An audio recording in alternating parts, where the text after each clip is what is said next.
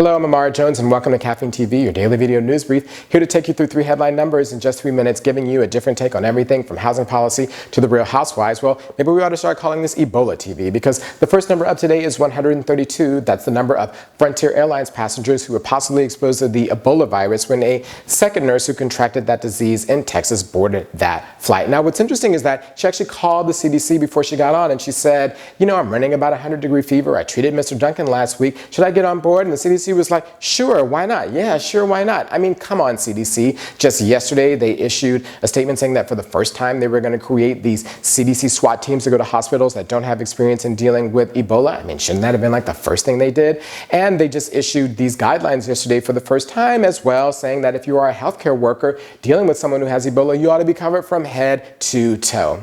I mean, all of this just makes me want to shake my head because for weeks we have been told that our technologically intensive, sophisticated healthcare system would save us from Ebola, that our Star Trek medicine would save us in a way that the Stone Age medicine practiced over in Africa never could and never will. Well, what we are in reality are human beings, and human beings make mistakes all the time. And that perhaps we ought to have a little bit more humility in dealing with a virus that has brought parts of the world to its knees, because in the end, as Michael Jackson said, all we have is human nature.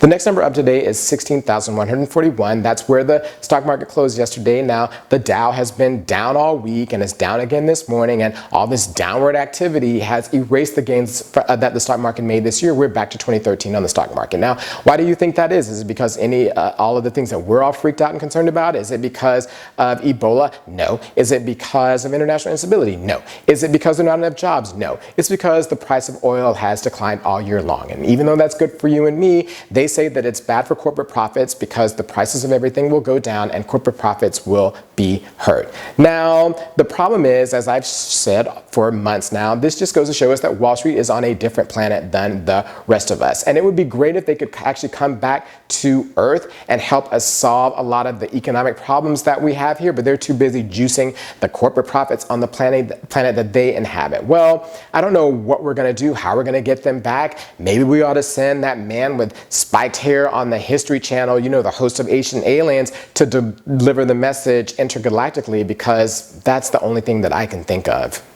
Well, the next number up today is $3.60. That's how much Erykah Badu earned yesterday in Times Square by singing. Yep, she took a page out of her Bag Lady song, took off her hat, put it in front of her, and sang last night and earned just under $4. Now, she says it's because she hadn't sold a record in 2 years, but I don't believe her, because Erykah Badu is not only a musical artist, but she is a performance artist, and performance art teaches us things about ourselves. And what she showed us is that Erykah Wright, looking like Erykah Badu and with the same voice and dressed the same, can only earn $3.60 in Times Square, whereas Erykah Badu could have packed that place to the gills and sold it out. And so now Erykah Badu, not surprisingly, has given us something new to think about today. And as I said in segment 1, it has to deal with human nature.